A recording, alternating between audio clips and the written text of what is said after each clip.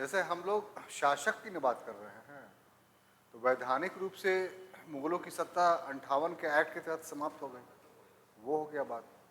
अब वो जीवित रहा, वो अलग बात है। अभी भी उसके बहुत सारे वारिस जिंदा हैं। तो ऐसा थोड़ी कि मुगल जिंदा है, मुगल डायनेस्टी जिंदा है। मुगल डायनेस्टी का तो उसी वक्त अंत हो गया था।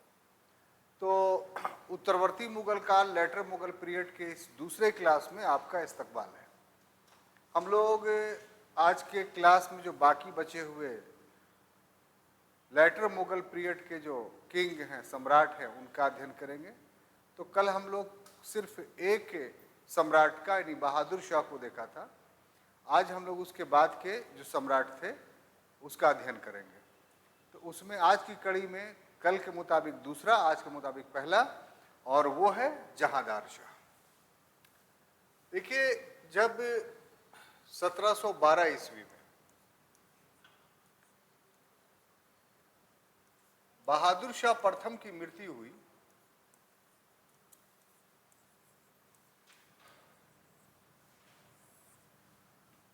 बहादुर शाह फर्स्ट की जो मृत्यु होती है, तो इसके मृत्यु के पश्चात उत्तराधिकार का युद्ध पुनः शुरू हो जाता है।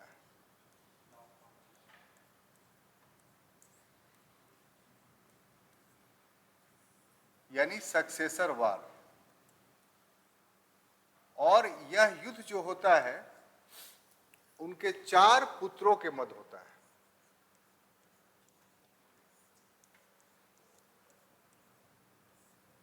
लेकिन उत्तराधिकार का युद्ध जो होता है वो अमीर वर्ग के भागीदारी से। कल ही के क्लास में हम लोगों ने कहा था कि ये अंतिम अवसर है कि जब राजकुमारों ने उत्तराधिकार का युद्ध लड़ा था। इसके बाद जितने भी उत्तराधिकार के युद्ध होंगे, सक्सेसर वार होंगे, वो राजकुमार नहीं लड़ेगा बल्कि अमीर वर्ग के द्वारा होगा। और इस समय जो अमीर वर्ग में व्यक्ति था उसका नाम था जुल्फिकार खां।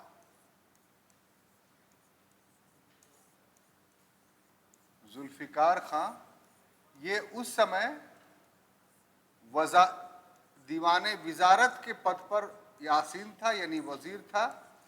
और इसी का पिता था जिसका नाम असद खां था। इन लोगों ने ही उत्तराधिकार के युद्ध को संचालित किया, या कहिए कि उसमें भाग लिया। और किसके लिए भाग लिया? तो बहादुर शाह प्रथम के 4 पुत्रों के लिए। उनके 4 पुत्र कौन कौन थे? तो बहादुर शाह प्रथम के जो 4 पुत्र थे उसमें पहला पुत्र का नाम था अजीमुशान,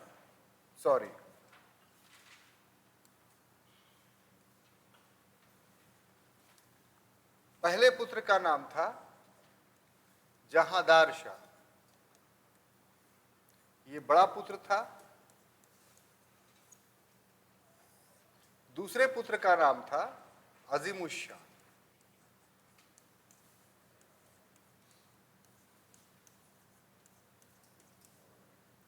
और तीसरे पुत्र का नाम था रफीउस्सा।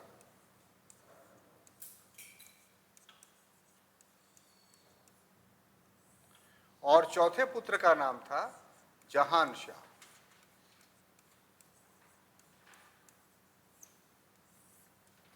इस उत्तराधिकार के युद्ध में जो 4 पुत्र थे बहादुर शाह के, तो उसमें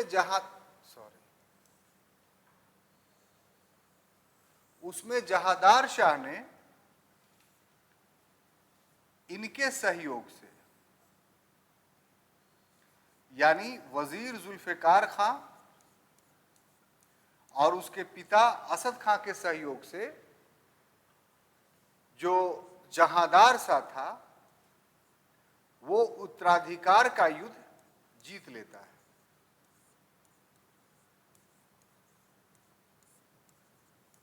ठीक है। और उसके बाद ये अपना दिल्ली में ही राज्याभिषेक कराता है।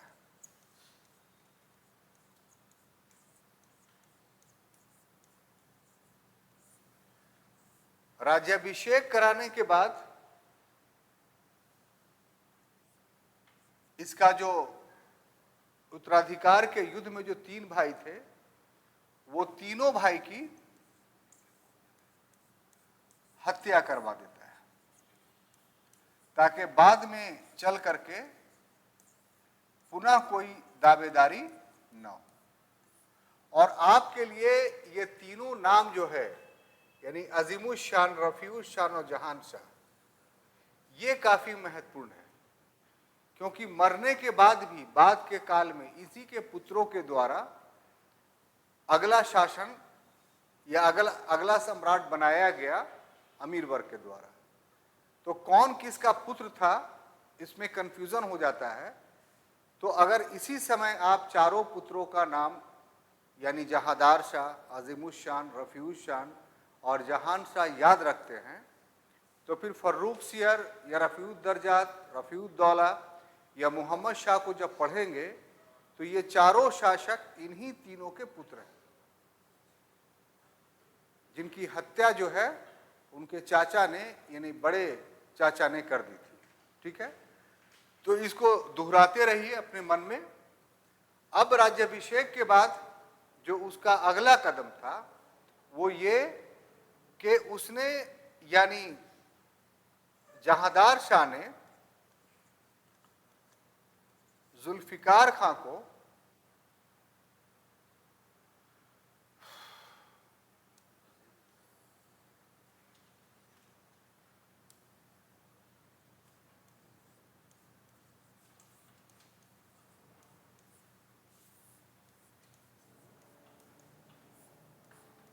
वजीर बनाया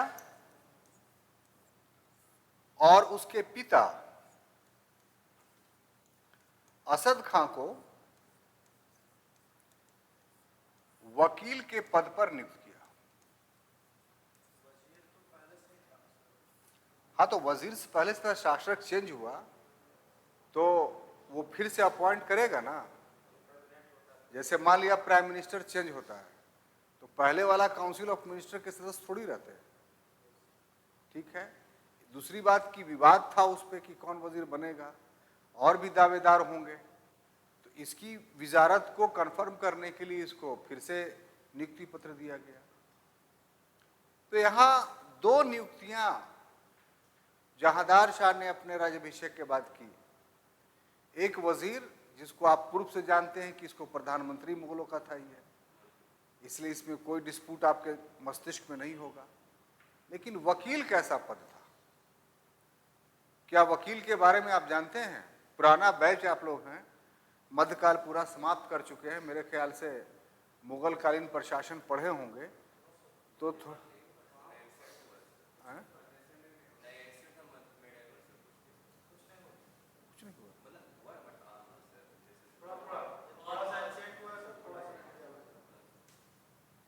अच्छा ठीक है, चलिए, अपने से तो पढ़े होंगे, कुछ नहीं, इस क्लास में कोई नहीं पढ़ा है। आप साहब, आप भी नहीं पढ़े? आप तो पढ़े होंगे, बहुत भारी है। तो देखिए, मुगल प्रशासन में बहुत सारे पद थे, जिसमें 4 काफी महत्वपूर्ण था और इसी 4 पर पूरा मुगल प्रशासन घुमा करता था।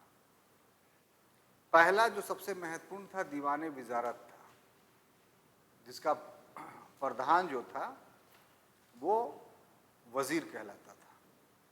ये समझिए कि सारे विभागों का प्रधान था और मुख्य रूप से फाइनेंस डिपार्टमेंट देखता था। इसको आज से तुलना करें तो आज का प्रधानमंत्री था। उसके बाद दूसरा दीवाने अर्ज था। तो दिल्ली सल्तनत में इसका प्रधान आरज़ी ममालिक कहलाता था, लेकिन मुगल काल में जो है अमीर बख्शी इसके पदधारी को कहते थे। मतलब ये सेना का पूरा प्रधान होता था।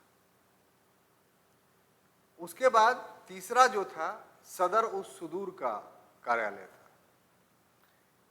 ये दीवाने कज़ा ऑफिस का नाम था और उसका जो पदाधिकारी था उसको सदर उस सुदूर कहते थे। ये एक तरह का न्यायाधीश था, जैसे सुप्रीम कोर्ट का चीफ जस्टिस आप कहते हैं, तो उस तरह का मान लीजिए। हालांकि मुगलों के यहाँ चीफ जस्टिस बादशाह खुद होता था, लेकिन न्यायपालिका का ये सबसे बड़ा अधिकारी था। और उसका चौथा विभाग था मीरे समा। तो इसका जो विभाग था वो दीवाने बयूतात कहा जाता था। और इसका जो काम था वो, आप कभी फतेहपुर सीकरी अगर कोई घूमने गया है, नहीं, लाल किला घूमने गया है दिल्ली का, तो कुछ घूमे ही नहीं तो क्या बताएं। आप किसी भी जगह मुगलों के किले में जाइएगा तो किला बहुत अंदर रहता था और प्रवेश द्वार के अंदर जब आप घुसते होंगे तो दोनों साइड बड़े बड़े कमरे आपको मिलेंगे। फतेहपुर सीकरी में तो बड़ा बड़ा हॉल है। तो ये मुगल कारखाना कहलाता था, जहां मुगलों के द्वारा अपने उपयोग की वस्तु का निर्माण किया जाता था, हर चीज तरह का। और सिर्फ अपने उपयोग की वस्तु के लिए नहीं, बल्कि निर्यात भी वहां से किया जाता था विदेशों में, और उससे मुगल अच्छा धन कमाते थे। तो उसी को दीवाने बयूतात, एक मंत्रालय के अधीन था वो, और उसका प्रधान मीर समा था। तो ये तो महत्वपूर्ण विभाग थे। इसके अलावा और भी बहुत थे, पढ़ाते तो पढ़ाते, लेकिन ये चार बताना बहुत जरूरी है, इसलिए कि यही पूरे मुगल प्रशासन को चलाता था। अब अकबर का जब दौर आया तो वास्तव में प्रशासनिक ढांचा तो पहले से था ही, अकबर के काल में सुव्यवस्थित हुआ, उसको एक सिस्टम के तहत मैनेज किया गया। यह कह लीजिए उसमें इफेक्टिवनेस ज्यादा है। लेकिन अकबर एक एब्सोल्यूट मुनार्क शासक था, जिसने अपने जीवन में किसी के प्रभुत्व को स्वीकार नहीं किया, सिवा अपने प्रारंभिक 1656 से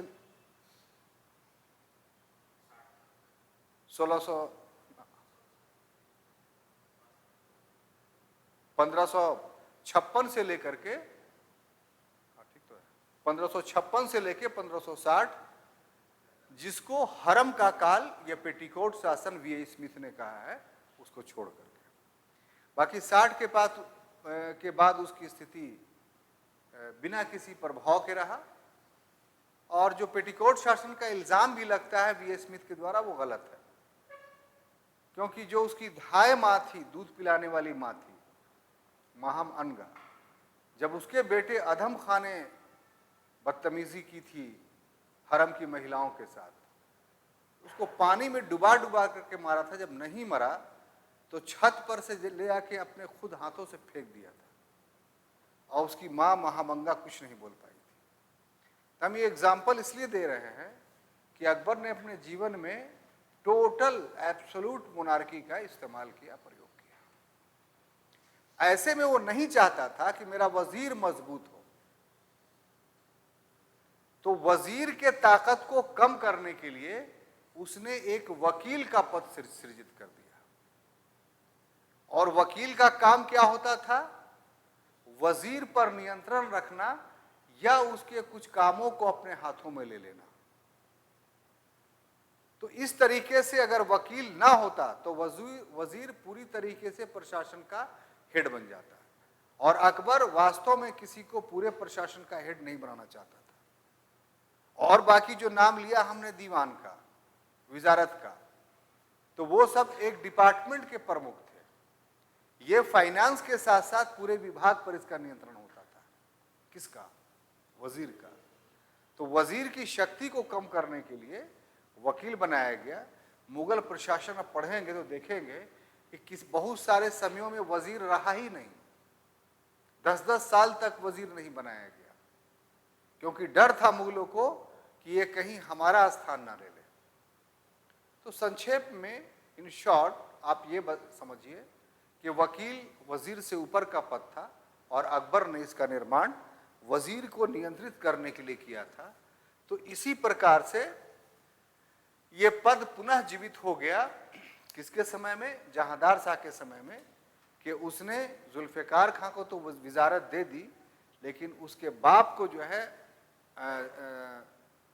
मीर बख्शी नहीं बनाया, सैन्य पदाधिकारी नहीं बनाया, बल्कि वकील बना दिया। यानी एक ही विभाग का दो व्यक्ति जो बना हुआ था, वही बाप बेटा को दे दिया। ठीक है। अब देखिए, इसके पीरियड में जो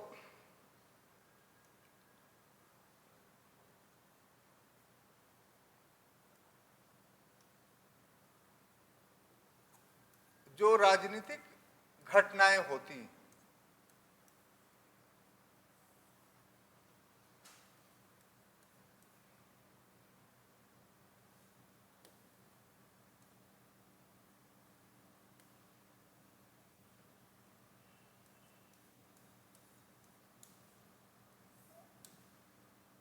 वो देखने लायक है।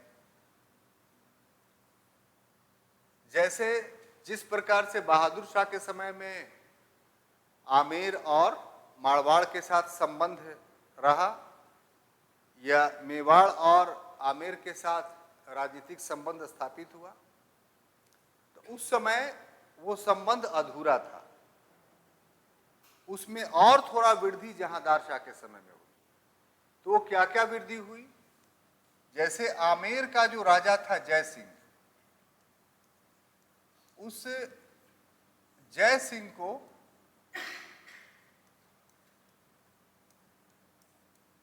सवाई मिर्जा की उपाधि दी। क्या कहा? सवाई मिर्जा। उसी के बाद जय सिंह के नाम के आगे सवाई जय सिंह लगाया जाने लगा। आज भी आप जयपुर के राजघराना में जाइएगा तो जो बोर्ड मिलेगा उसमें बहुत सारा, हर राजा के आगे सवाई सवाई सवाई माधव सिंह मिलेगा। तो इस सवाई की उपाधि उसी समय दी गई थी। ये बहुत बड़ी उपाधि थी राजपूतों के लिए, जिसको बहादुर शाह ने नहीं दिया था, जहांदार शाह ने दिया। और दूसरा जो राजा था वो मारवाड़ का अजीत सिंह था।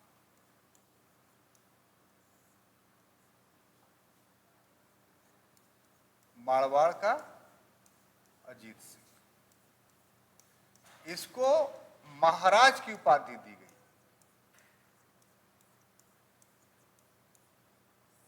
पहले राजा के रूप में स्वीकार किया गया था, अब राजाओं का राजा यानी महाराज कहा जा रहा। और दोनों की एक लॉन्ग अवेटेड डिमांड जो था, चीर प्रतीक्षित मांग, कि आमेर को चाहिए था क्या? मालवा। तो इसे मालवा दे दिया गया। और मारवाड़ को क्या चाहिए था? गुजरात। तो इसको गुजरात दे दिया गया। इस प्रकार राजपूताना में जो असंतुष्ट दो रियासतें थी, जहांदार शाह के शासनकाल में इन दो रियासतों को संतुष्ट किया गया। कोई कंफ्यूजन नहीं। अब आइए, अगला जो राजनीतिक संबंध में था वो जाट नेता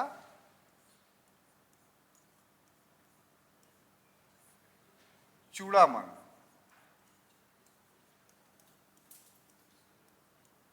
और एक और कौन था? छत्रसाल, बुंदेला सरदार, बुंदेला सरदार छत्रसाल।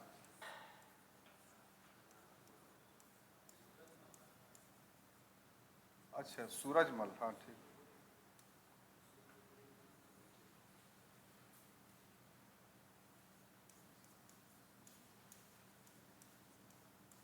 तो ये दोनों के साथ जो मित्रतापूर्ण संबंध थे, वो मित्रतापूर्ण संबंध जहांदार शाह ने भी जारी रखा। और जो बंदा बहादुर के साथ मामला था, तो बंदा बहादुर के साथ संघर्ष की स्थिति बनी रही। बहुत बड़ा सा, चूंकि इसका शासनकाल बहुत कम था तो संघर्ष के मौके नहीं मिले, लेकिन संघर्ष की स्थिति जो है वो बनी रही। तो जो संबंध उस समय राजनीति के क्षेत्र में चले आ रहे थे, वो संबंध अभी भी रहा। अगर आर्थिक क्षेत्र में देखा जाए तो आर्थिक क्षेत्र में इसके साथ एक घटना काफी महत्वपूर्ण है और अक्सर परीक्षा में पूछा जाता है कि इसके द्वारा आर्थिक क्षेत्र में आर्थिक सुदृढ़ता, इकोनॉमिक प्रोस्पेरिटी का कोशिश किया गया या आर्थिक मजबूती लाने का प्रयास किया गया। अब देखिए, आर्थिक मजबूती लाने का प्रयास कैसे किया गया। तो मुगलों के आय का या किसी भी राजतंत्र के आय का मेन सोर्स क्या होता है? तो लैंड रेवेन्यू, भू राजस्व। और उस समय जो भू राजस्व मुगलों के काल में वसूल किया जाता था वो एक तरह का नहीं था, क्योंकि भूमि एक तरह की नहीं थी। भूमि डिफरेंट तरह की थी। जैसे एक भूमि खालसा था। खालसा ऐसे भूमि को कहते थे जो राज्य की भूमि थी, यानी सम्राट के प्रत्यक्ष नियंत्रण में जो भूमि थी, जिसको आजकल आप लोग सरकारी भूमि कहते हैं। बोलते हैं ना कि सरकारी गवर्नमेंट लैंड है, तो उसको उस पीरियड में, आज भी ये परिपाटी, ऐसा नहीं, लेकिन आज आप इसको गवर्नमेंट लैंड बोलते हैं। उस समय क्या बोलते थे? हैं? खान साहब, खालसा, खा में आकार, ल सा में आकार। इससे टैक्स की वसूली डायरेक्ट मुगल अधिकारी करते थे।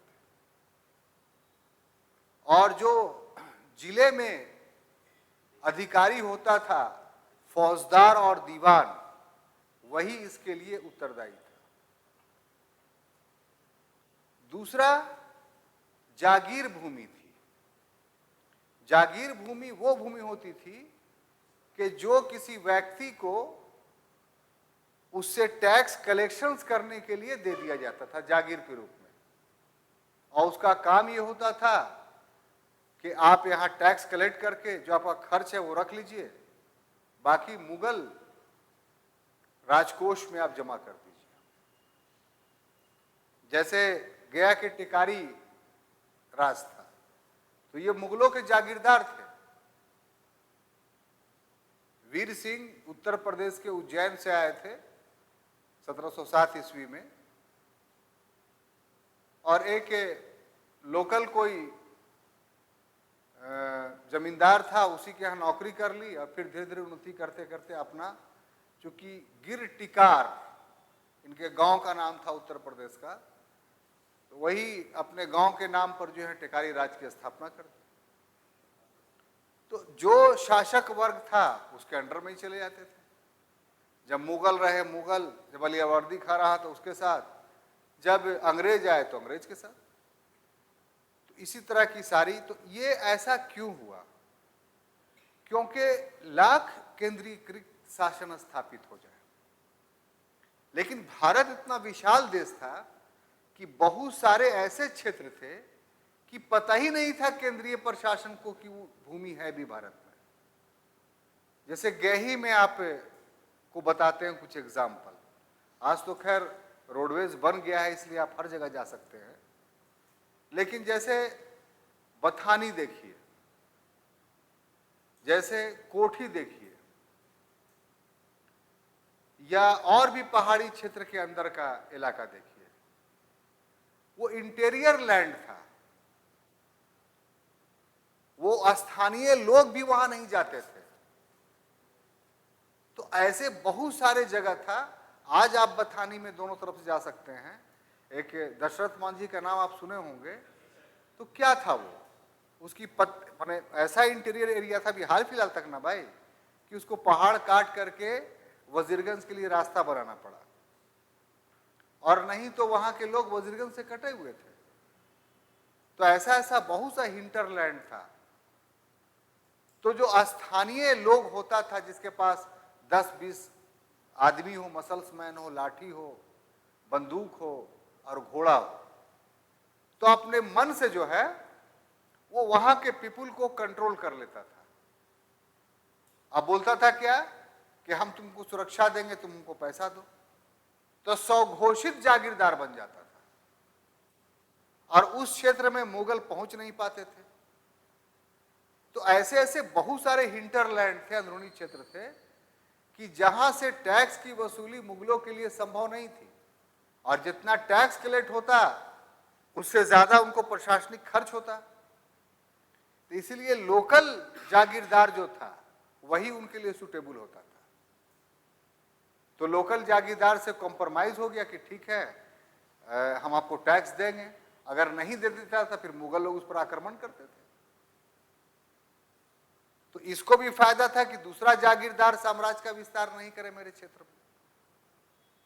तो इस तरीके से जागीर भूमि का डेवलपमेंट हुआ। सब भूमि जागीर भूमि नहीं थी, अधिकांश जागीर भूमि हिंटरलैंड का थी, एकदम अंदरूनी भाग में। तो यहां से जागीरदार टैक्स करके मुगलों को देता था। और तीसरी प्रकार की जो भूमि थी उसको मनसबदारी भूमि बोलते थे। मुगलों ने मनसब का एक ऐसा नया प्रशासनिक व्यवस्था डेवलप किया कि उसमें चाहे आप सिविल पद पर हो चाहे सैनिक पद पर हो, दोनों को सैनिक सेवा देना पड़ता था। जैसे वजीर, तो अकबर से पहले वजीर सिविल सेवा का आदमी था, सिर्फ हिसाब किताब करता था। जैसे भिश्ती सिविल सेवा का आदमी था, युद्ध के समय लोगों सैनिकों को पानी पिलाना पड़ता था, पिलाया करता था।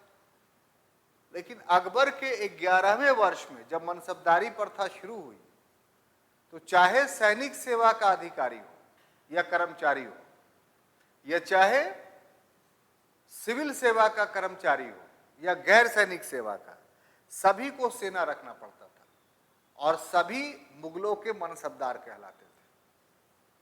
यानी मिलिट्री रेस्पॉन्सिबिलिटी अनिवार्य कर दिया अकबर ने, और 10,000 से लेकर के 25 तक पदानुक्रम बना दिया मनसबदारों का। तो मान लीजिए किसी सिविल व्यक्ति को ही 1000 जात और 1000 सवार का मनसबदार बनाया गया। तो इसका मतलब क्या हुआ कि उसको 1000 घोड़ा सहित सैनिक रखने होंगे, और 1000 जात का मतलब उसकी सैलरी प्रति माह 1000 रुपया होगी। तो सैनिक रखेगा तो उसको भी सैलरी देगा। तो सैनिक के सैलरी के लिए उसको जमीन दे दिया जाता था, कोई भूभाग दे दिया जाता था कि यहां की आय तुम्हारे सैनिकों के खर्च के लिए हुआ, तुम्हारे मनसब के लिए हुआ। तो उस मनसब से भी, उस भूमि से भी जो मनसबदार को मिलती थी उसको मनसबदारी भूमि बोलते थे, और उस पर टैक्स मनसबदार कलेक्ट करता था।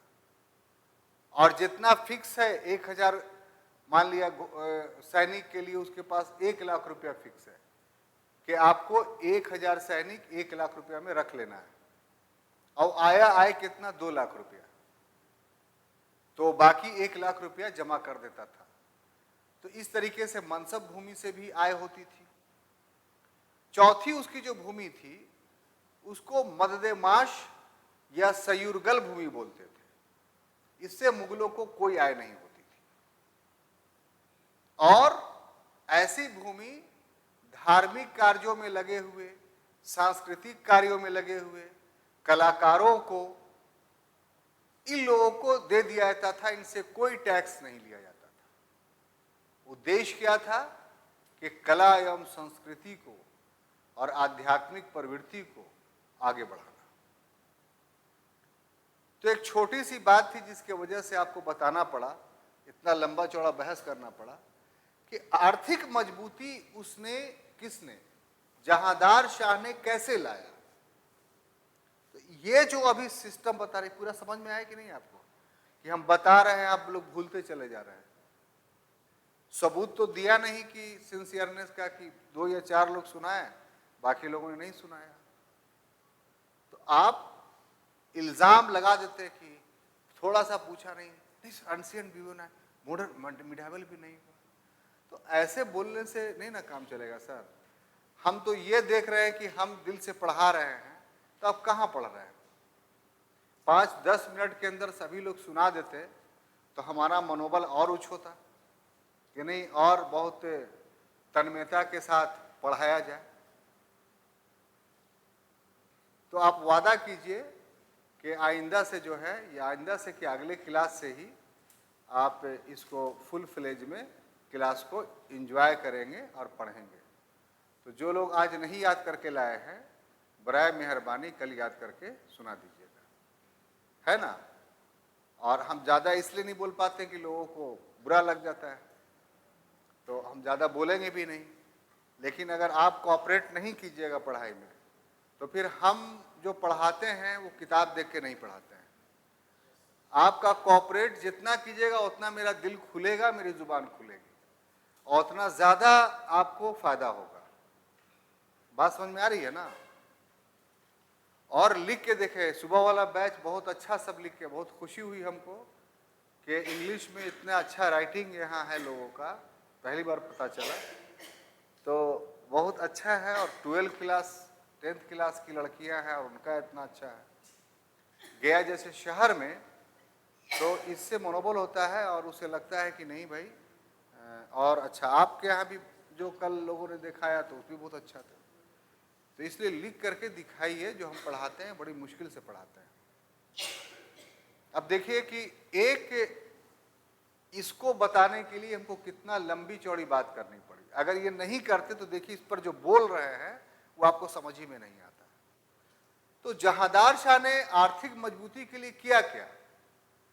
तो औरंगजेब के समय से ही, चूंकि औरंगजेब अपने जीवन के अंतिम समयों में काफी परेशान था, दक्कन के कोढ़ ने उसे बर्बाद कर दिया था और उसी क्षेत्र में उसकी मृत्यु भी हुई। तो रेवेन्यू कलेक्शंस उसी के समय में धीमा, कुल 12 या 16 विद्रोह हुए थे औरंगजेब के काल, और उसमें से अधिकांश विद्रोह कृषक विद्रोह थे। कम ही विद्रोह धार्मिक प्रवृत्ति का था। तो किसानों के प्रति बहुत रोष था, कलेक्शंस बहुत कम हो गए थे रेवेन्यू का। तो ये बीमारी मुगलों के पास औरंगजेब के समय से चली आ रही थी और इसी वजह से मुगलों का पतन भी हुआ।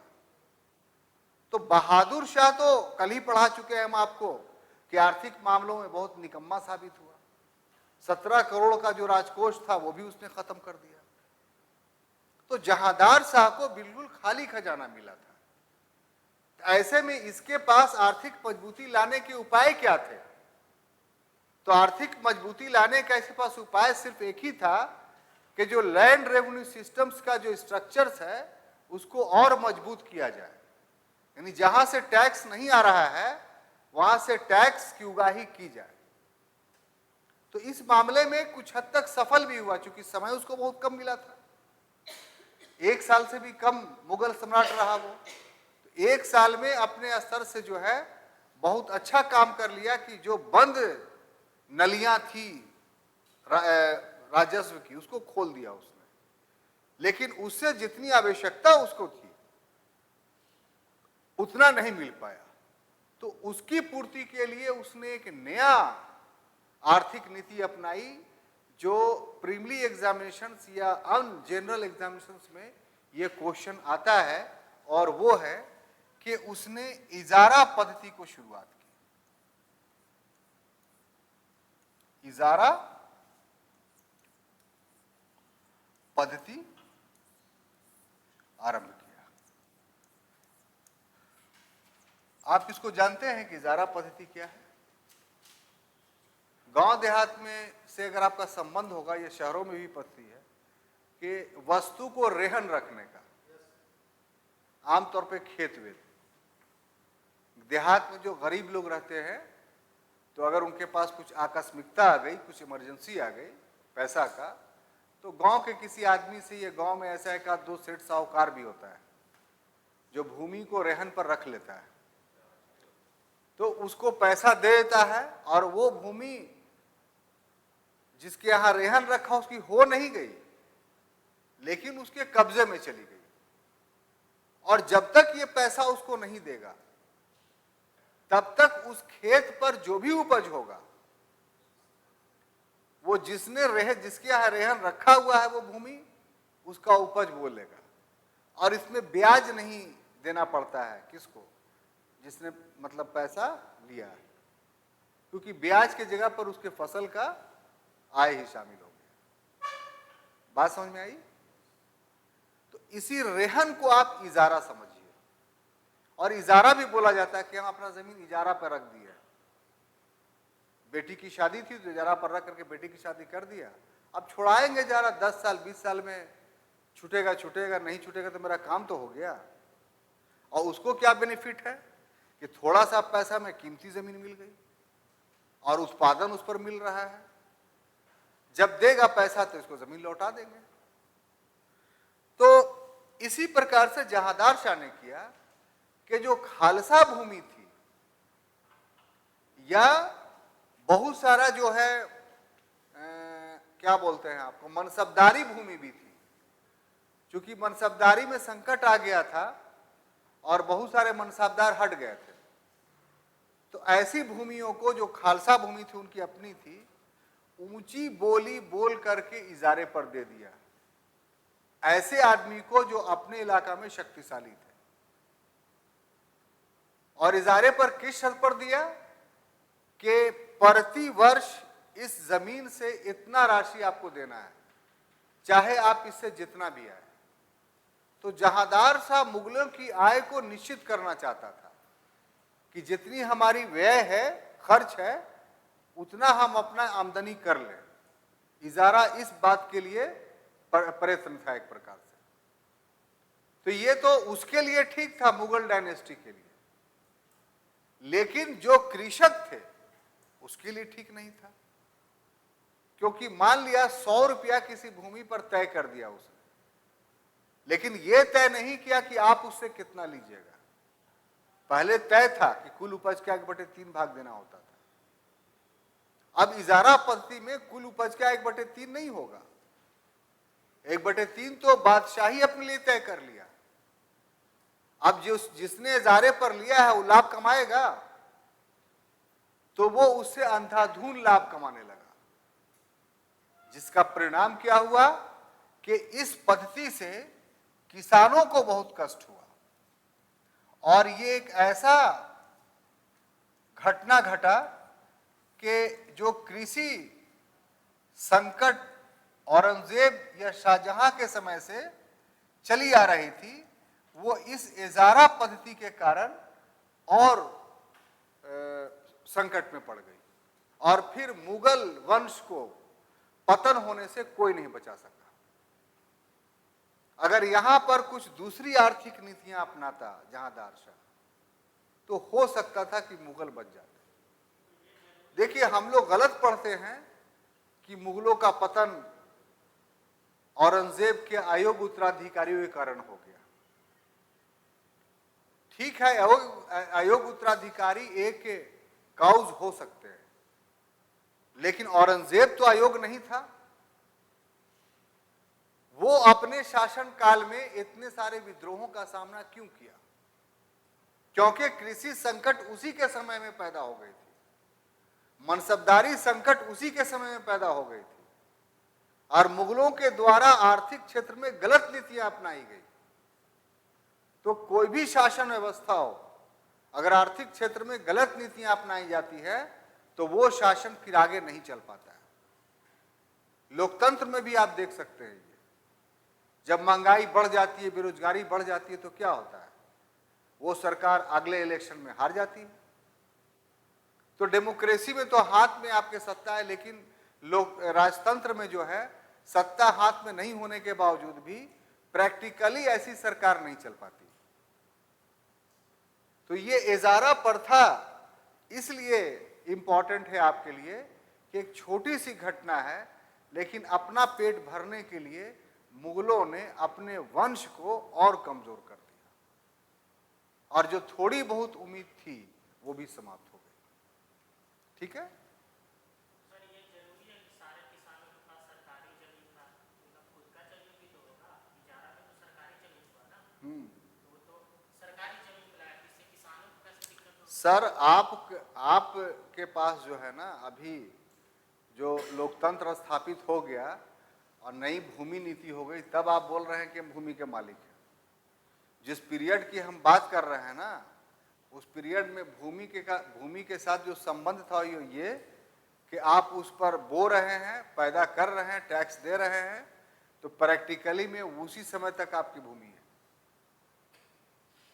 अगर आपने जिस दिन टैक्स देना बंद कर दिया, उस दिन जो है वो आपकी भूमि नहीं रहेगी। भूमि पर मिल्कियत को प्रमाणित किया है जिस शासक ने भारत में, वो मात्र एक शासक था। वो कौन शासक था जरा बताइए तो? वो जो भूमि के कागजातों का विवरण पढ़ते हैं कि मेरे पास एकदम मुगलों का कागजात है, तो वो शासक था कौन?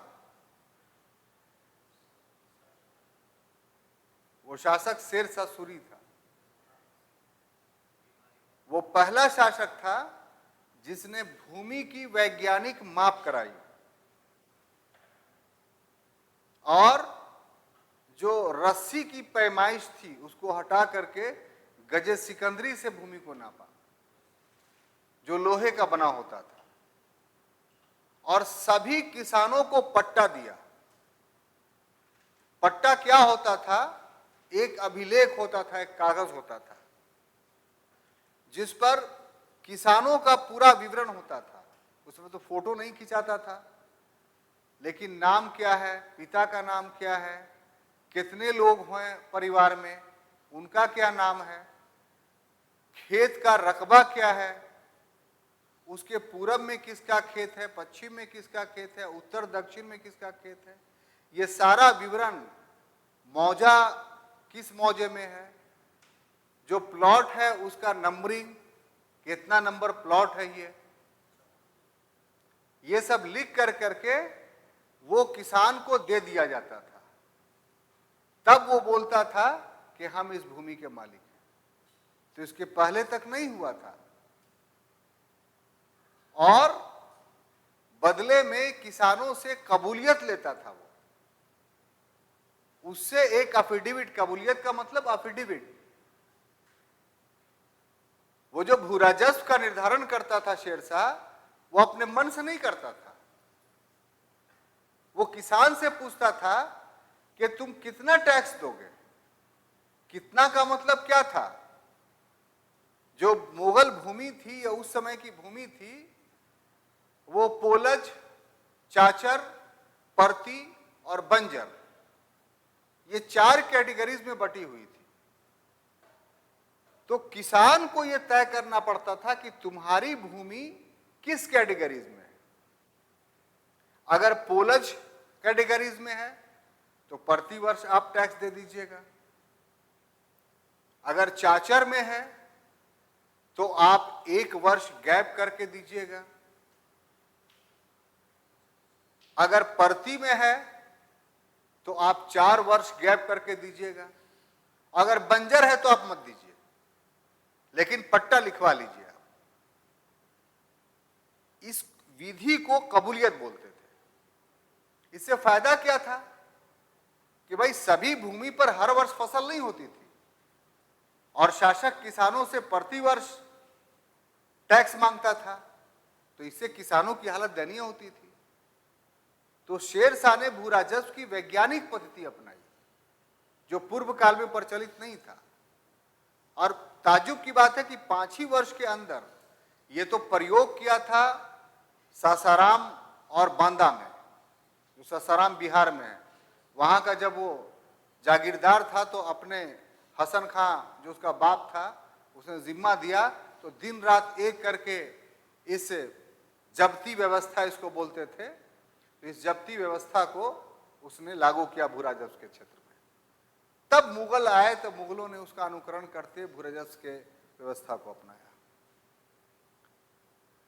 तो उसके पहले तो मिल्कियत का प्रश्न ही नहीं था, और अंग्रेज आए तो क्या किया कि कह दिया कि सारी भूमि जमींदार की, पब्लिक की कोई भूमि नहीं। तो ये सब मामलात था। तो आपके पास जो व्यवस्था है वो आजादी के बाद से है। उस समय जो राजा था, राजस्व कलेक्ट करने का जिसके पास ताकत था, वही भूमि का प्रैक्टिकली मालिक था। बात समझ में आई? तो इससे किसानों को काफी कष्ट हुआ। तो एक प्रकार से कहिए कि जो इकोनॉमिक पॉलिसी उससे अपनाई, उससे मुगलों को तो फायदा क्षणिक हो गया, लेकिन मुगल वंश को फायदा नहीं हुआ। जहांदार शाह को तो फायदा हो गया, लेकिन देश की आर्थिक स्थिति बिगड़ गई, और जो उसके पतन का कारण बना। ठीक है। अब देखिए आगे देखते हैं कि इसका जो व्यक्तिगत जीवन था, किसका? जहांदार शाह का, उसको भी थोड़ा जान लिया जाए कि जहांदार शाह लाल कुंवर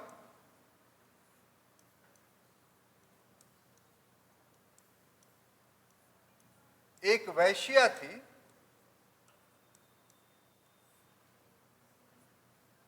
इसके जाल में फंसा था।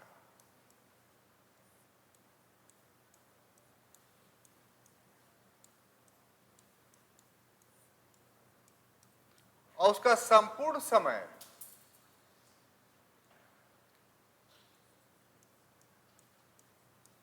चारणों एवं भाटों के बीच, चारण एवं भाट इंग्लिश में भी यही लिखा जाएगा, भाटों के बीच व्यतीत होता था। यानी शासन कार्य में उसका कोई दिलचस्पी नहीं था, विलासितापूर्ण जीवन व्यतीत कर रहा था। और ऐसी परिस्थिति में जो उस समय का इतिहासकार है, जिसका वर्णन हम लोगों ने कल किया है, उसका नाम क्या था? बोलिए। खफी खां। उसने मुंतखबुल लुबाब में इसे एक उपाधि दी है। किसे? जहांदार शाह को। और जो स्थिति उसने अपनाई, जो साम्राज्य का हालत था, उसमें जो नीतियां अपनाई, तो उसमें कह दिया उसने कि लंपट मूर्ख था। एक तो मूर्ख होता है, दूसरा ऐसा मूर्ख जो लंपट होता है। लंपट का मतलब क्या है? कि लोफर आदमी, स्तरीय आदमी नहीं है वो, तो लुच्चा, लफंगा और लोफर था ये।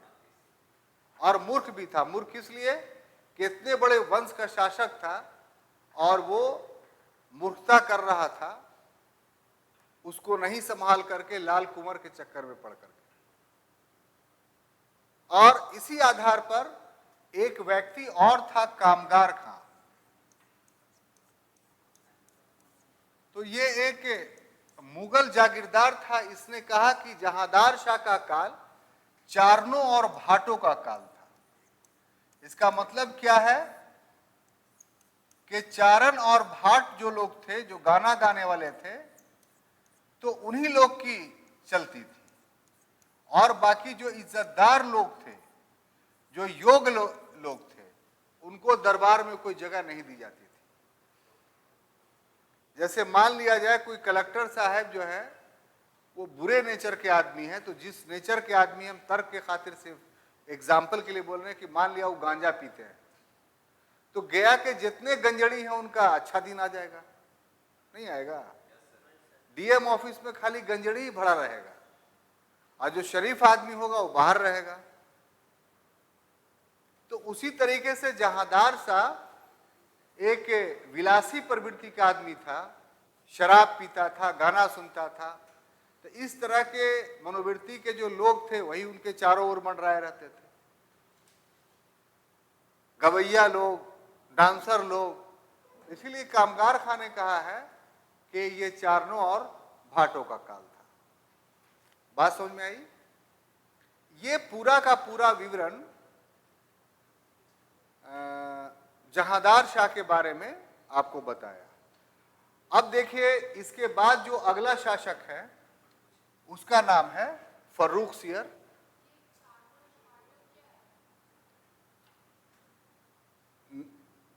नचनैया और गवैया, भाट मने नाचने वाला और चारण मने, सॉरी, भाट मने गाने वाला और चारण मतलब नाचने वाला। हाँ, जैसे आपको इसका एग्जाम्पल लेना होगा तो कभी कभी मोहल्ले में देखते हैं कि वो एक कास्ट बन गया है। अभी के समय में सिडवल ट्राइब्स का कास्ट है बजाते तौर पे।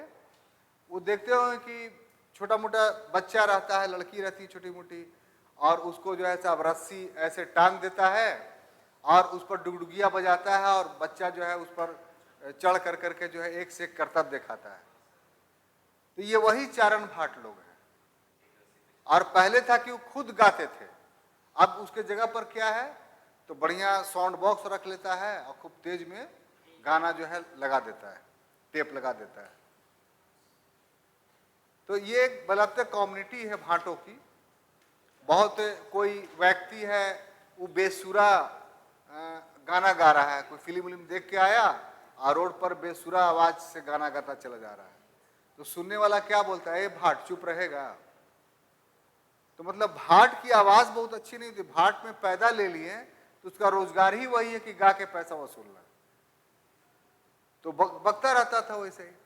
तो ये पूरा चारणों और भाटों का पीरियड था, यानी नचइयों और गवैयों का, ठीक है, डांसर और सिंगर का। It was a period of dancer and singer. Clear? लेकिन आप डांसर सिंगर लिखे तो इंग्लिश हिंदी में चारण भाट जरूर लिखिएगा, ये टर्मिनोलॉजी है।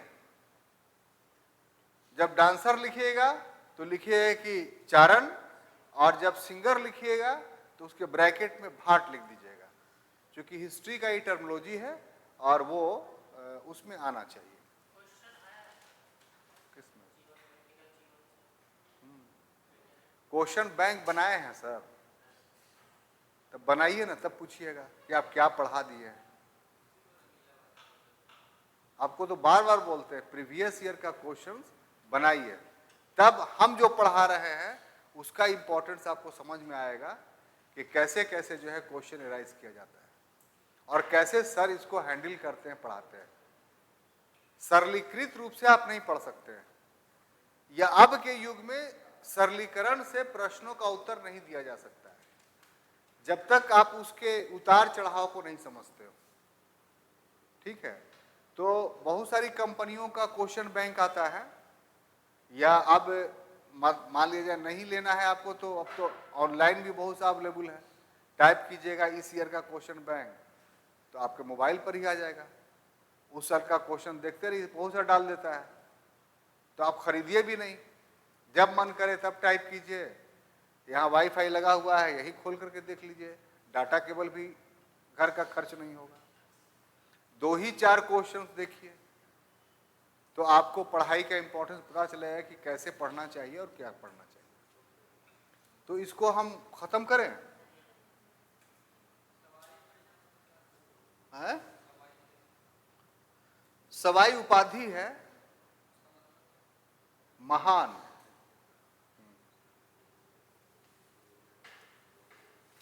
अब देखिए अगला जो शासक है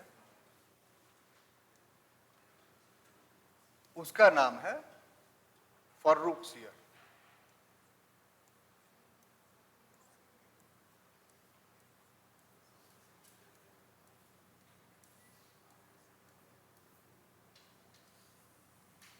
इसने 1713 से 1719 ईस्वी तक शासन किया, ठीक है। अब देखिए हमने कहा था अभी भी आपको कि जरूरत पड़ेगी जहांदार शाह के भाइयों के नाम की, क्योंकि इसके बाद जितना भी मुगल सम्राट बना है वो सभी का सभी जहांदार शाह का भतीजा था, यानी उसके भाइयों का बेटा था। तो ये किसका बेटा हुआ? तो जहांदार शाह के बाद कौन भाई था? अजीमुशान। गुड। तो ये अजीमुशान का बेटा था।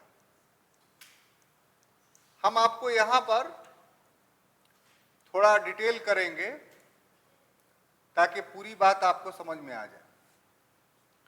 अजीमुशान का पुत्र था कौन? फर्रुखसियर। ठीक है ना? और इस समय, जिस समय जहांदार शाह ने अपना राज्याभिषेक कराया और अजीमुशान, रफीउशान और जहान शान की हत्या कर दी, उस समय फर्रुखसियर जो था वो पटना में था। ठीक है? अब पटना में क्यों था, ये भी आपके लिए प्रश्न होगा। तो क्रम से अगर जवाब दिया जाए तो चीजें बहुत लंबी समय तक और बड़ी आसानी से याद हो जाती है। तो औरंगजेब का जब समय था तो उसी समय में जो बहादुर शाह का दूसरा बेटा था, यानी अजीमुशान, जिसका अर्थ क्या हुआ कि औरंगजेब का ये पोता था, तो नौजवान रहा होगा अपने दादा के समय में, तो इसे बिहार का प्रांतपति बनाया गया था अजीमुशान का, और इसका हेडक्वार्टर पटना था। और पटना का पटना नामकरण जो हुआ था वो 1540 ईस्वी में हुआ था, और करने वाला था शेर शाह। उसने पटन देवी के नाम पर जो है वो उस क्षेत्र का नाम पटना रखा था, और पटना सिटी से लेकर के दानापुर के बीच का एरिया जो था वो पटना नहीं था, वो चटियल मैदान था। पटना का मतलब उस समय क्या था? तो पटना सिटी। तो अजीमुशान जब गवर्नर बना तो उसने पटना को, अर्थात पटना सिटी का फोर्टिफिकेशन करवाया, दुर्गीकरण करवाया, मतलब चारों तरफ से बाउंड्री से जो है वो घेर दिया, और एंट्री के लिए 2 दरवाजा बनवाया। पश्चिम के तरफ पश्चिमी दरवाजा कहा गया और पूरब के तरफ पूर्वी दरवाजा। आज भी सिटी में पश्चिमी दरवाजा और पूर्वी दरवाजा 2 मोहल्ले हैं। पूर्वी दरवाजा तो ढह गया, लेकिन पश्चिमी दरवाजा आज भी है, उसके बीच से रोड गई है और मेन रोड गई है उससे। और जगह जगह आज भी फोर्टिफाइड नगर के अवशेष मिल जाते हैं। और उसी समय पटना का नामकरण उसने चेंज किया था और उसका नाम अजीमाबाद रखा था। तो पटना के मुगलों के अंतिम प्रकाल में उसका नाम अजीमाबाद भी रहा, और फिर जब इस पर अंग्रेजों का कब्जा हो गया तो अंग्रेजों ने पुनः इसका नाम पटना रखा, क्योंकि उसने फिर जो इधर वाला पोर्शन देखते हैं आप, गांधी मैदान से लेकर करके बेली रोड के तरफ का जो स्टेशन, ये सब एरिया है, ये अंग्रेजों के द्वारा डेवलप किया हुआ है। तो उसने शेर शाह के नाम को अपनाते हुए इधर का नाम पूरा पटना रखा, और जो पटना सिटी का इलाका है वो आज भी अजीमाबाद कहलाती है। बहुत बड़ा मोहल्ला है वो। तो इस तरीके से अजीमुशान पटना का प्रांतपति या सूबेदार होने के नाते यहां रहता था, और फर्रुखसियर उसका बेटा था, इसलिए पटना में रहता था। तो जब उत्तराधिकार का युद्ध हुआ तो बाप यानी अजीमुशान कहां चला गया? दिल्ली। और दिल्ली गया तो वहां क्या हुआ? मारा गया बेचारा। अब इसकी प्रतिक्रिया बेटा में होगी कि नहीं? तो बेटा स्वाभाविक सा रूप है कि बदला लेगा। तो वो 31 साल का नौजवान था, प्रशासन में पूरा अनुभव था, अनुभवहीन था, कोई मैच्योरिटी नहीं थी उसकी। ऐसी परिस्थिति में फर्रुखसियर ने सहयोग लिया। सहयोग किसका लिया? तो उसके पिता के काल में नियुक्त 2 भाइयों का। उसके पिता ने अपने गवर्नरी, अपने सूबेदारी के काल में 2 भाई थे जो सैयद जाति के थे, उसमें से दोनों को दीवान के पद पर नियुक्त किया था। एक हसन अली खां या हसन अब्दुल्ला खां भी बोलते हैं इसको,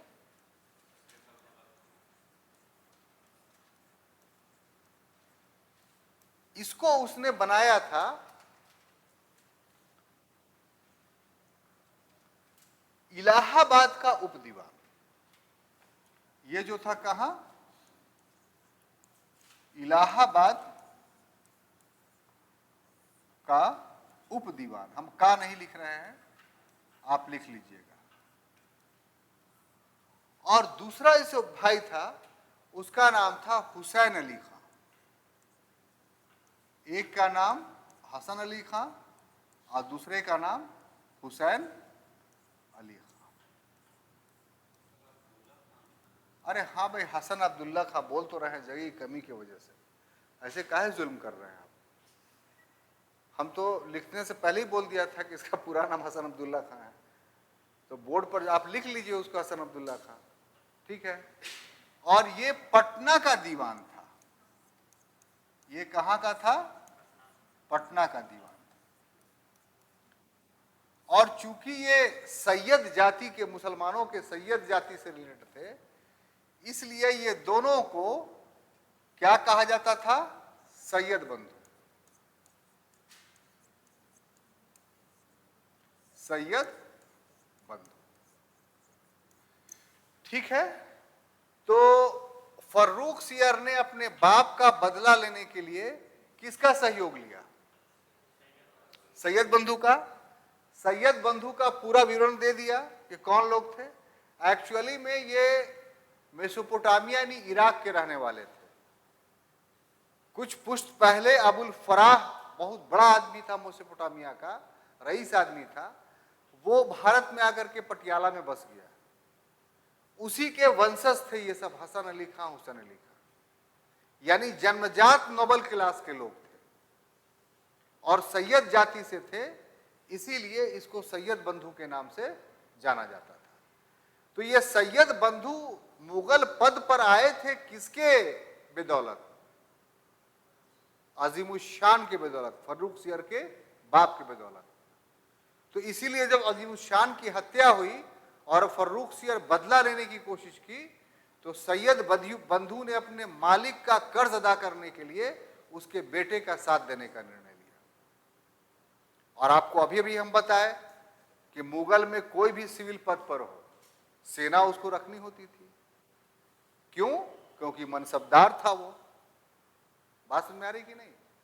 तो इसका मतलब क्या हुआ कि थे वो सिविल सर्वेंट, यानी एक तरह से समझिए कि सूबे का मुख्यमंत्री था ये, यही ना होगा। दीवान का सेंट्रल में दीवान था तो क्या कहलाता था? प्रधानमंत्री। तो ये एक प्रांत का दीवान था तो इसका मतलब यहाँ का मुख्यमंत्री। तो इसका मतलब इसका भी पर्सनल सेना था।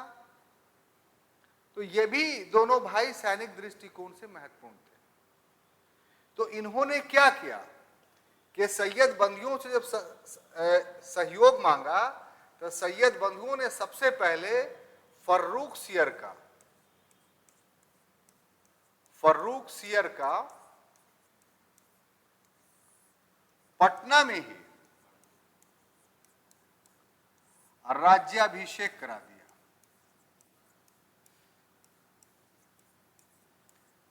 टेक्निकली इसका राज्याभिषेक कराना जरूरी था, ठीक है, क्योंकि राज्याभिषेक कराने का मतलब यह था कि सैयद बंधु का यह दावा के जो वहां शासन कर रहा है जहांदार सा, वो वास्तविक शासक नहीं है।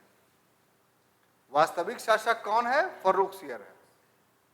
इसीलिए गलत शासक को हटाने के लिए, गद्दी से हटाने के लिए हम मुगल फौज के साथ आक्रमण कर रहे हैं। इसलिए उसने फर्रुखसियर का पटना में पहले राज्याभिषेक करा दिया। अब यहां पर रुक करके एक और प्रश्न एराइज होता है जो काफी कठिन है कि अगर हम आपको अभी कुछ सवाल दें और पहले हम नहीं बताते हैं, पीछे वाले क्लास में हम बता दिया था तो सब जवाब दे दिया था, तो हम उसको बताएंगे बाद में। पहले सवाल देते हैं कि किस मुगल बादशाह का राज्याभिषेक पटना में हुआ। ऑप्शन खाली चेंज कर देते हैं। एक ऑप्शन ये होगा कि मोहम्मद शाह, जहांदार शाह, फर्रुखसियर, अहमद शाह। तो फर्रुखसियर ये आराम से हो गया, जनरल कंपटीशन में आता भी है सवाल। अब इसी को हम ऐसे कर दें, क्वेश्चन वही रहेगा, विकल्प खाली चेंज कर जाएगा। बहादुर शाह, जहांदार शाह, मोहम्मद शाह, आलमगीर द्वितीय और इनमें से कोई नहीं। आ गया ना। अब चलिए एक तीसरा क्वेश्चन, और क्वेश्चन वही रहेगा, विकल्प चेंज कर दे रहे हैं। ठीक है, ए में रहेगा फर्रुखसियर, बी में रहेगा आलमगीर द्वितीय, सी में रहेगा इनमें से दोनों, उपरोक्त में से दोनों, और डी में रहेगा इनमें से कोई नहीं। अतः तो आप अपने इंटेलिजेंसिया का प्रयोग किए। अगर आप सिर्फ फर्रुखसियर को जानती होती तो आपका आंसर गलत होता। तो इसलिए याद रखिए कि पटना में लेटर मुगल पीरियड, ये पूरा मुगल पीरियड में सिर्फ दो ऐसे सम्राट हैं, यानी 11 और 6 17, कुल 17 मुगल बादशाह हुए। तो 17 में से सिर्फ दो ऐसे, सिर्फ का मतलब दो ऐसे मुगल सम्राट हैं जिनका राज्याभिषेक पटना में हुआ। एक और दूसरा, अब बात समझ में आई? तो इस अगर खाली इसको पढ़ा के छोड़ देते तो वो वाला कंफ्यूजन बचा हुआ रहता आपके पास। ठीक है, तो हम पहले ही बता दे रहे हैं। अब उसके बाद पटना में राज्याभिषेक के पश्चात क्या हुआ? इसके पश्चात, इसके बाद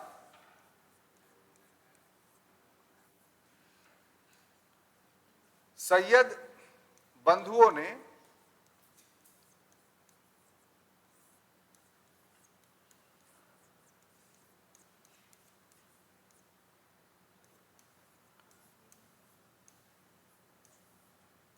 दिल्ली पर आक्रमण कर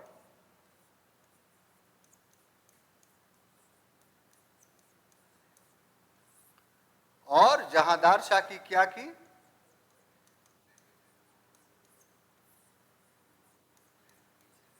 हत्या कर दी।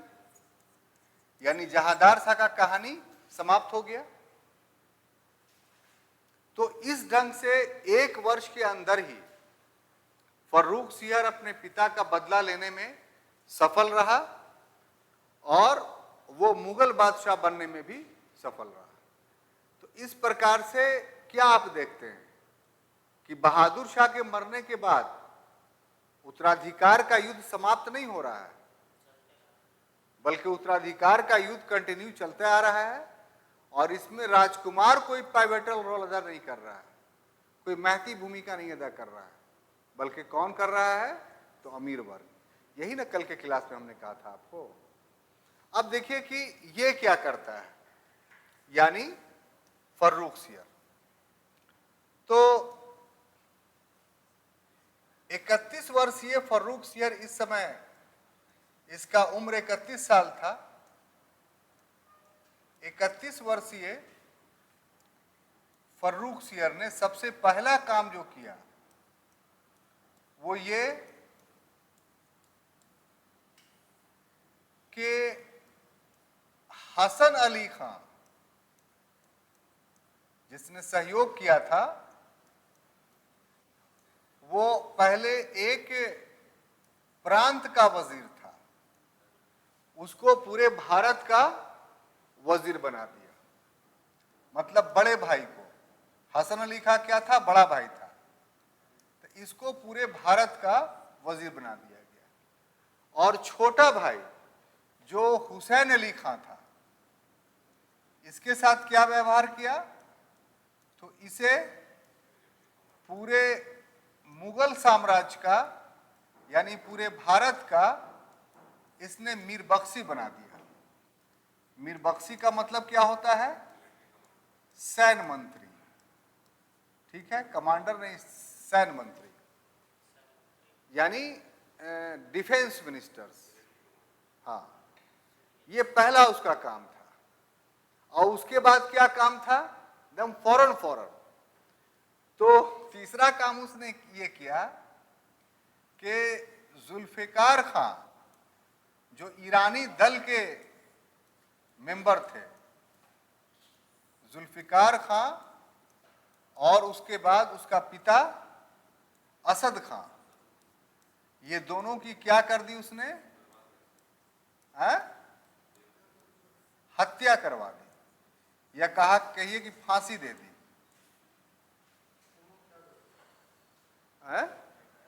इन लोगों की क्या गलती है? यही लोग इसके बाप को मारा था। बोला ना कि मुगल अमीर न था, जहांदार था, थोड़ी लड़ रहा था। जुल्फिकार खां जो उस समय मीर बख्शी वजीर था, और असद खां, उसी ने ना अजीमुल शान को मारा। तो असल कल्प्रिट इसका चचा थोड़ी था, चचा तो गद्दी पर बैठ गया। असल कल्प्रिट तो उस समय का जो वजीर था जुल्फिकार खां, वो था। तो इसीलिए उसने जुल्फिकार खां की हत्या करवा दी, या फांसी दे दिया, जो कह लीजिए। ना जेल में फौरन मार दिया था। उसके बाद हम उसके राजनीतिक काम को देखते हैं कि इसके पीरियड में राजनीतिक घटनाएं क्या क्या घटी।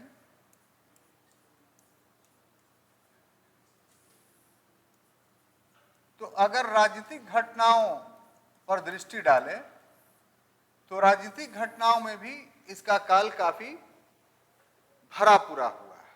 जैसे मारवाड़ का कि अजीत सिंह ने विद्रोह किया।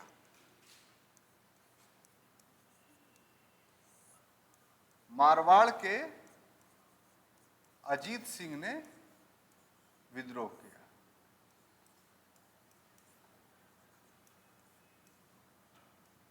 अब जब विद्रोह किया तो फर्रुख सियर तो शक्तिहीन था, लेकिन जो वजीर और मीर बख्शी था, सैयद बंधु, वो काफी समय शक्तिशाली हो गए थे। तो क्या हुआ कि सैयद बंधु ने इस विद्रोह का दमन किया। अगर सैयद बंधु ना होते तो हो सकता था कि मुगल साम्राज्य जो है वो हार जाता और तस्वीर कुछ अलग रहती। लेकिन सैयद बंधुओं की वजह से अजीत सिंह का विद्रोह जो है वो दब गया। तो जब इसका दब गया तो फिर आमेर का जो जय सिंह था उसको किससे मतलब था नहीं। अब रही बात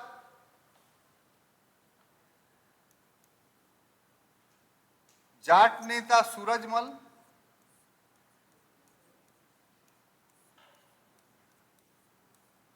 और दूसरा था बुंदेला सरदार छत्रसाल। ये दोनों के साथ जो पहले संबंध थे, यानी प्रीवियस मुगल शासकों का मित्रता का, तो वो इनके काल में भी मित्रता बनी रही। देखिए, एक्चुअली में ये जो जाट नेता सूरजमल और बुंदेला सरदार छत्रसाल थे, ये मित्रता का हम लोग पढ़ रहे थे। ये मुगलों की मजबूरी थी।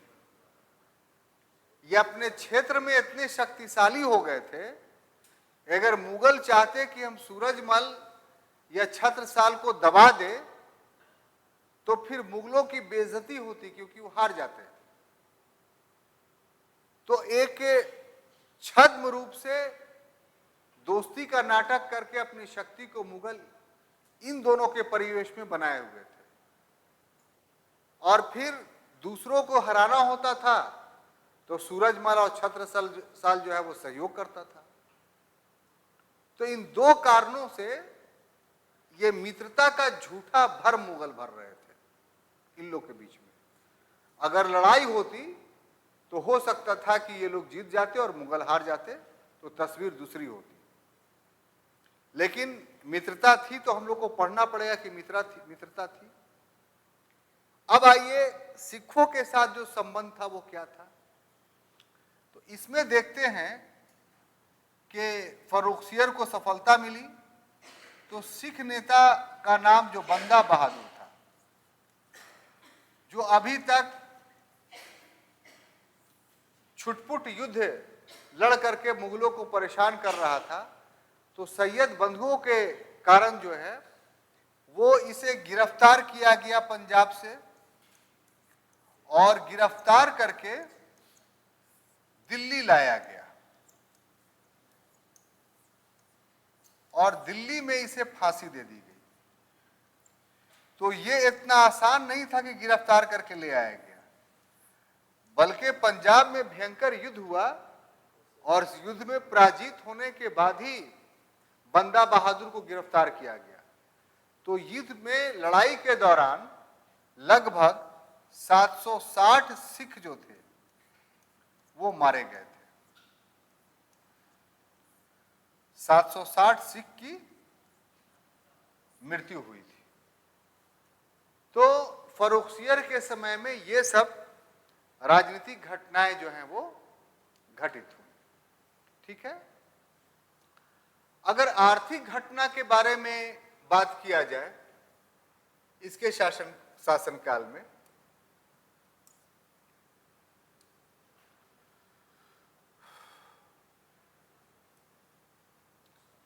तो एक बहुत बड़ी आर्थिक घटना घटी है, और ये एक ऐसा घटना है कि अंग्रेजों की बहुत बड़ी जीत थी और भारतीय शक्तियों की बहुत बड़ी पराजय थी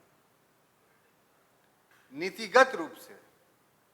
यहां पर यह स्पष्ट हो जाता है कि इस समय के शासकों को अपने वर्तमान कार्यों से भविष्य पर क्या प्रभाव पड़ेगा इसका ज्ञान नहीं था, और आर्थिक सिद्धांतों या नीतियों की कोई जानकारी नहीं थी।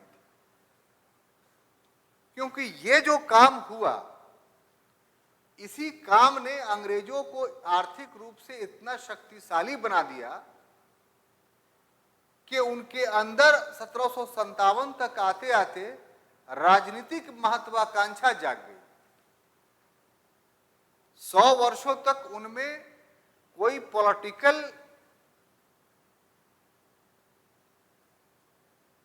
महत्वाकांक्षा नहीं थी, कोई पॉलिटिकल एम्बिशन नहीं था उनका। लेकिन भारत की राजनीतिक स्थिति को देख करके उनके अंदर भारत पर राजनीतिक प्रभुत्व जमाने का विचार आने लगा, और जब धन का विरल प्रवाह अनइंटरप्टेड फ्लो उनके तरफ हो गया, तब फिर ये काम उनके लिए और आसान हो गया। अभी तक वो जितना धन लूट रहे थे वो तो एक अलग था। फर्रुखसियर की गलती की वजह से एक ऐसा सोर्स उसको पकड़ा गया कि इसमें कोई मेहनत ही नहीं था। और वो क्या था? इसके काल में दस्तक का अधिकार, दस्तक का अधिकार। ठीक है। ये दस्तक का अधिकार क्या था और ये कब दिया गया? तो 1717 ईस्वी में, 1717 में। एक्चुअली में फर्रुखसियर को एक बड़ा फोड़ा हुआ था और बहुत दर्द से परेशान था वो। तो एक अंग्रेज डॉक्टर था जिसका नाम था हैमिल्टन, तो उसने इस फोड़े से उसको मुक्ति दिलाई। तो खुश होकर के फर्रुख सियर ने पूछा, बोलो क्या चाहते हो। बादशाह का तो ऐसा सेंटेंस होता ही था, अगर ऐसा सेंटेंस ना बोले तो फिर बादशाह ही नहीं हो। और अंग्रेज काफी चतुर खिलाड़ी थे कि इससे ऐसा चीज ले लो कि पूरा दौलत भी हमारे पास आए, इसको पता भी नहीं चले। तो उसने कहा कि हुजूर हम कर मुक्त व्यापार चाहते हैं, माने ईस्ट इंडिया कंपनी जो व्यापार करे उस पर मुगल चौकी पर कोई टैक्स नहीं लगे। हर जगह चौकी होती थी टैक्स कलेक्ट करने की, बस इतने ही। इसने क्या सोचा फर्रुख सियर ने कि अरे इसको ना हम मुफ्त में कर रहे हैं, भारत का व्यापारी तो टैक्स देगा ही, उससे हमारी आय रुकेगी नहीं। और अंग्रेजों की चाल क्या थी ये सुन लीजिए। वो दस्तक का अधिकार जैसे ही मिला, तो दस्तक का अधिकार क्या था, एक पेपर रहता था, पूरे हिंदुस्तान में ऐलान हो गया मुगल अधिकारियों को कि अंग्रेजों को दस्तक मिल रहा है। उनके ऑफिस से कोई कागज अगर इश्यू होगा कि अंग्रेजी माल है ये, तो आपको इस पर टैक्स नहीं लेना है। तो अंग्रेज जो कलेक्टर होता था वो अपने माल पर साइन करके भेजता था, उसका माल बिना टैक्स के जो है पास हो गया। अब अंग्रेजों ने यह किया कि भारतीय व्यापारियों को माल को भी अपना माल बताना शुरू कर दिया और उससे 5% की टैक्स ले ली। वो क्यों तैयार होता था कि उसको 10% टैक्स लगता था, तो 5% की बचत हमको हो रहा है ना भाई। तो इस तरीके से व्यापार कर का एक पैसा भी जो है मुगल राजकोष में, मुगल एक्सचेकर में नहीं आने लगा, और वो पूरा का पूरा धन किसके तरफ चला गया, तो ईस्ट इंडिया कंपनी की तरफ। तो ये एक बड़ी गलती थी कि नहीं। इसी कारण से एक अंग्रेज ने इस दस्तक को कहा है ब्रिटिश साम्राज्य का मैग्ना कार्टा। ब्रिटिश साम्राज्य का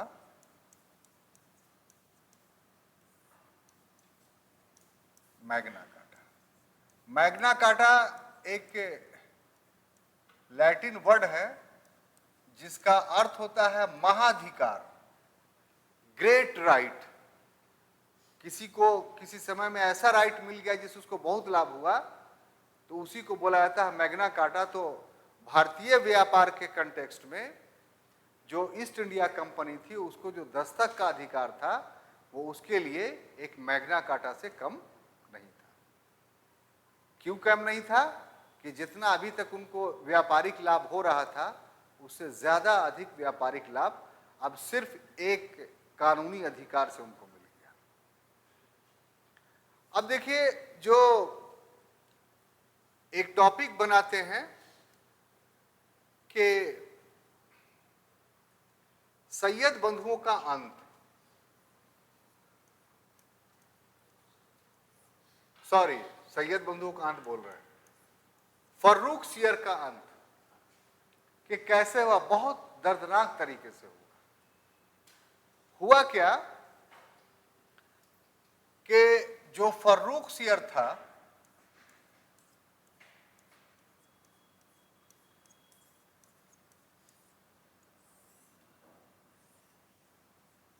इसने दो व्यक्तियों को प्रश्रय देना शुरू कर दिया। शासक बनाया इसको सैयद बंधु ने, लेकिन इंपॉर्टेंस ही देने लगा किसको, सैयद बंधु के जगह पर दूसरे को। एक का नाम था निजामुल मुल्क चिनकिल्च खां,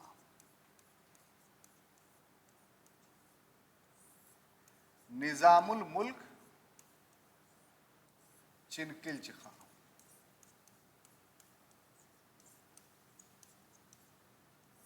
और दूसरा नाम था अमीन खां। ये दोनों तुरानी दल के सदस्य थे और सैयद बंधु हिंदुस्तानी दल के सदस्य थे, और जुल्फिकार खां और असद खां ईरानी दल का सदस्य था। तो इन लोगों को प्रश्रय दिया गया किसके तरफ से, फर्रुख सियर के तरफ से, इन दोनों लोगों को, इसके तरफ से, ठीक है। अब ये जब दिया गया तो क्या दिया गया? कह दिया फर्रुख सियर ने कि अमीन खां के हस्ताक्षर हमारे हस्ताक्षर है, यानी अब सारे राजकीय आदेशों पर अमीन खां साइन करने लगा। और निजामुल मुल्क को कहा गया कि सैयद बंधुओं को ठिकाने लगा दो। तो निजामुल मुल्क ने दक्कन के मराठों से संपर्क स्थापित किया था, क्योंकि हुसैन अली खां को दक्कन में जो है वो सूबेदारी मिली थी कि तुम वहां के सूबेदार थे। तो इसने चाल चली निजामुल मुल्क ने कि दक्कन में ही इसको हम हत्या करवा देते हैं, और जब अकेला हो जाएगा तब बड़े भाई को दिल्ली में हत्या करवा देंगे। ये भेद सैयद बंधु को पता चल गया कि फर्रुख सियर, निजामुल मुल्क चिलकिल खां, अमीन खां और राजमाता, ये सब हमारी हत्या का प्रयास कर रहे हैं। तो जब ऐसी पता चला तो क्या हुआ इसका कि सैयद बंधु जो मराठा सरदार था बालाजी बाजीराव,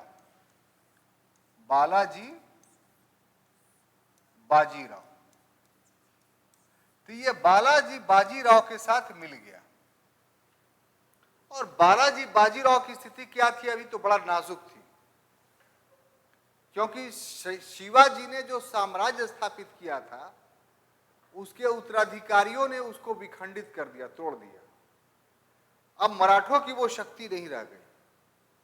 तो मराठा का जो पेशवा था, नहीं प्रधानमंत्री, बालाजी बाजीराव, इसने 1713 ईस्वी में बीड़ा उठाया और पूरी शक्ति अपने में केंद्रित कर ली मराठा की। और फिर उसके बाद से पेशवाओं का काल शुरू हो गया। मराठा छत्रपति का नहीं, हालांकि शिवाजी के वंशज अभी जीवित थे, लेकिन वो निष्क्रिय हो गए। और असल सत्ता किसके हाथ में चली आई? पेशवाओं के हाथ में। तो उस क्रम में ये पहला पेशवा थे बालाजी विश्वनाथ, और इनको पैसे की बहुत जरूरी थी। और औरंगजेब ने अपने शासनकाल में शिवाजी के बाद चौथ और सरदेशमुख दोनों पर पाबंदी लगा दी थी, और मराठों की आय का सबसे बड़ा स्रोत चौथ और सरदेशमुखी था। तो ये परिस्थिति थी किसके पास? मराठा सरदार बालाजी विश्वनाथ के पास। और दूसरी तरफ मुगल दरबार में सैयद बंधुओं के पास परिस्थिति थी। तो दोनों को एक सहयोगी चाहिए था, दोनों के उद्देश्य मिल रहे थे। तो फौरन सैयद बंधुओं ने संधि कर ली, किससे? बालाजी विश्वनाथ के साथ। बालाजी लिखा है कि बाजीराव लिखा हुआ? वही हम बोले कि हम गलत कैसे बोल रहे? ओ सॉरी, तो आपको बोलना चाहिए था बालाजी विश्वनाथ नाम था इसका। ठीक है, बोलना चाहिए था। हम बोल रहे हैं बालाजी विश्वनाथ, तो आपको बोलना चाहिए था ना कि गलत लिख दिए हैं आप। तो बालाजी विश्वनाथ पहला था। दोनों के उद्देश्य मिल रहे थे। सैयद बंधु मिला इससे, बोला कि देखो तुमको क्या चाहिए? चौथ सरदेशमुखी। तो हाँ, इसको सबसे मतलब था नहीं। तो चौथ सरमुखी तुमको हम दे देंगे, लेकिन मेरा आदमी बादशाह बनेगा तब ना। तो कैसे तुम्हारा आदमी बादशाह बनेगा? तुमको 15,000 फौज दो, हम जाके उसका मर्डर कर देते हैं। तो इसके पास फौज थी, तो मराठों की 15,000 फौज मिली किसको? सैयद बंधुओं को। और डायरेक्ट दिल्ली पर आक्रमण कर दिया। बड़ा बेदर्दी से फर्रुख सियर को मारा है। जो विवरण इतिहासकार लिखते हैं कि जिस समय ये फौज पहुंची उस समय तख्ते ताऊस पर साहब बैठे हुए थे। इसका निर्माण शाहजहां ने किया था। उस पर थप्पड़ पहले मारा सैयद बंधुओं ने दोनों गाल पर। मुकुट जो है गिर गया जमीन पर, और बाल पकड़ के घसीट करके बाहर लाया और लात भूसों से उसको जैसे एक फटीचर आदमी को पीटा जाता है वैसे दरबार में पीटा गया, पूरे कपड़े फाड़ दिए गए। आखिर में उसको सलाख चला कर करके जो है वो अंधा कर दिया गया और फिर गला दबा करके उसकी हत्या कर दी गई। तो सैयद बंधुओं ने अपने अपमान का या अपने भावी समापन का, फ्यूचर में जो उसका अंत करने का प्लानिंग फर्रुखसियर ने कर रखा था, उसका बहुत अच्छा बदला लिया। अब इसके बाद जो है अगला शासक जो है वो बता ही देते हैं आपको, दो है, छोटा छोटा समय है अभी, ये कोई भाई टफ नहीं है। अब अगला शासक कौन है? रफीउद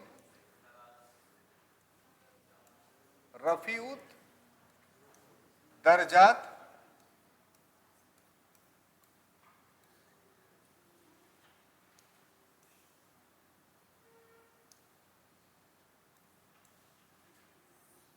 और दूसरा जो था उसका नाम था रफीउद्दौला। रफीउद्दौला, ठीक है। ये दोनों हमने शुरू में ही कहा था कि जो जहांदार शाह के 3 भाई हैं, आगे शासक उसी के बेटा बनेंगे। तो अजीमुल शान का तो फर्रुखसियर बन गया, अब ये 2 किसके बेटे थे?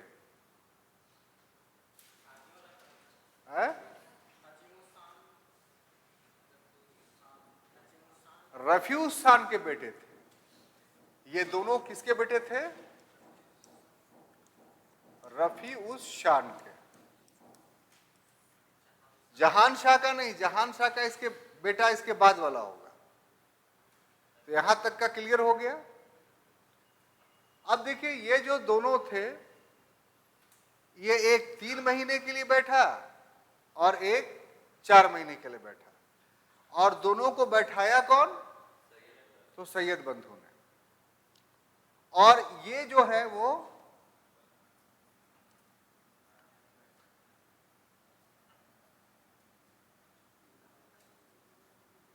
यक्षमा, यक्षमा जानते हैं क्या होता है?